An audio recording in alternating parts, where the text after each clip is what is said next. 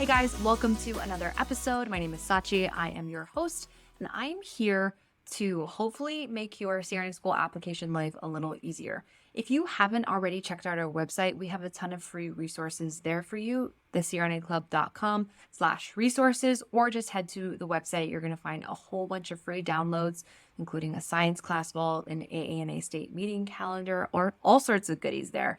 So go check it out. But today, I want to talk about your GPA and what kind of GPA you need to get into CRNA school and what you need to know about your GPA when you're applying. There's some nuances here, and I do want to preface that every program is going to kind of look at GPA differently.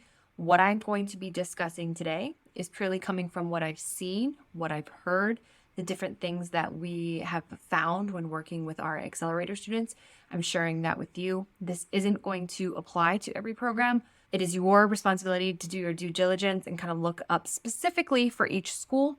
But this is an episode that is meant to put some of these terms on your radar. So that's my disclaimer. Okay, let's jump into this episode and talk about your GPA. I get a lot of questions regularly in the DMs about GPA. Yeah, is my GPA good enough? What's competitive for CRNA school?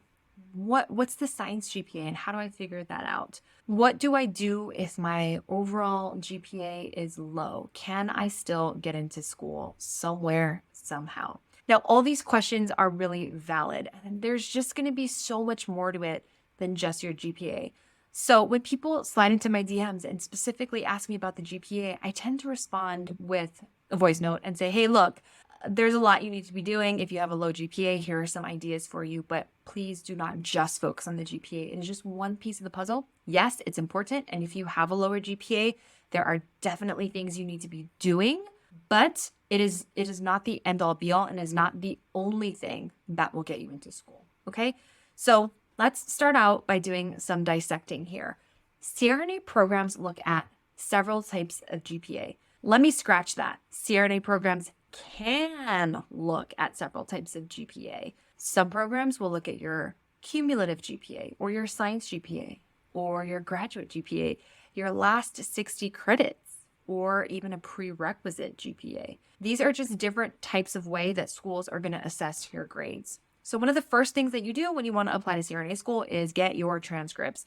And then you should calculate your different types of GPA. If you know that your GPA is overall 3.7, you did well in all your science classes, you got mostly A's, you're in a pretty good spot, right? We talk about GPA for CRNA school being competitive somewhere around the 3.6 and above range.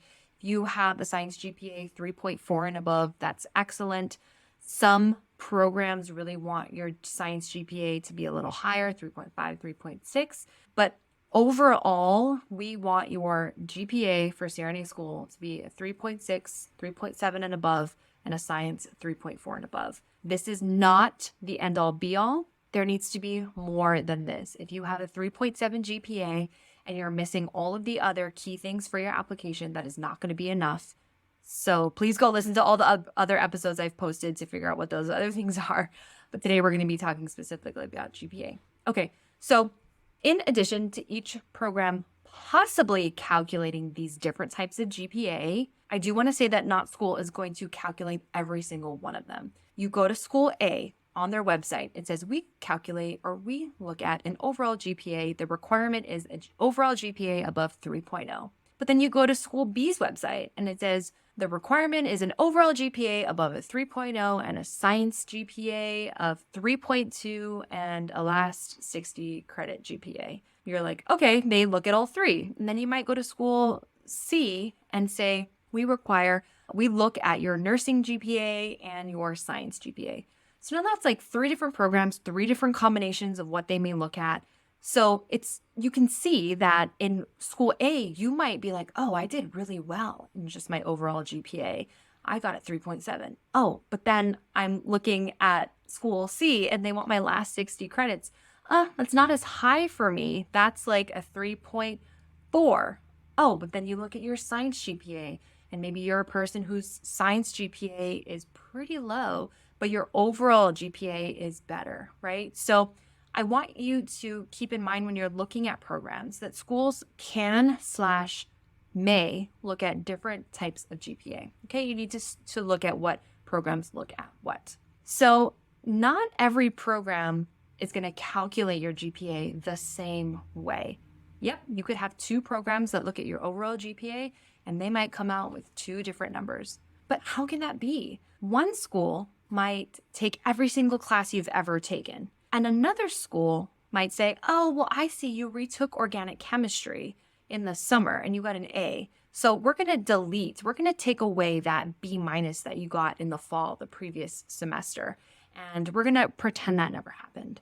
They're going to disregard that bad grade, right? So it's like that B- or that C never happened. So your GPA is going to be much higher if you calculate it with forgiveness, right? If they forgive that old grade. So even when you have two programs who look at the science GPA, some schools might say, okay, we count pharmacology as a science grade. Another program might say, oh no, that has an NUR nursing qualifier. We're not counting pharmacology as a science grade. Okay. So each school is going to be different. Some schools on their website do list out what classes comprise the science GPA. Some of them don't. Each program is going to be different. All right. The last thing that you need to know about GPAs in CRNA school is your overall GPA and what to do if you have a lower overall GPA. When I say lower, I'm talking 3.3 and below. Yes, certainly you can boost your overall GPA. However, it would probably take you a lot of classes to retake over again. Think about all the credits that you ever took. That might be upwards of 100 plus credits, right? If you take 2 or 3 classes over and get an A, it's not really going to boost your overall GPA very much. So with all that being said, it's difficult to boost your overall GPA. Okay, Sachi, so what if I'm one of those people that has a lower overall GPA? I want you to focus on boosting your science GPA. I want you to take a look at all the science classes you've ever taken, go down the list, see what you got a B- or below in. Retake those classes, retake them at a higher level. You got a C in chemistry, take organic chemistry, take biochemistry. You got B's in most of your science classes. You're just a B student, a B science class student. You're competing against people who have A's in their science classes. Why don't you go ahead and take a graduate level course and prove that you can handle graduate level curriculum, okay? So when you are talking about boosting your overall GPA, it's tough to do. Your strategy is now going to be to focus on your graduate level curriculum and make sure you can prove to the admissions committee that you can succeed at the graduate level. Take a graduate level course. Go down the list of your science classes, flag everything that you got a B- or below in. And if you have, questions about what classes to take, or you're wondering about your GPA, come join us in office hours. Every month we have Q&As. We talk about your resume, your GPA, essay questions all the time. This is such a great place for you to come bounce ideas off of me, off of everybody else. It's $27 a month and you get your individualized questions answered. Also, I do have a gift. I will link it below. It is our science class vault. If you're looking for classes to take over, all of these classes were recommended by other applicants. I will link that freebie below. Go ahead and download that. A lot of these courses take time to complete. Not all of them are self-paced. Some of them are time-bound, 14 or 16 weeks. So you really want to make sure you plan ahead so you can squeeze in these extra classes. All right, that's all for this episode. I will see you on the next one.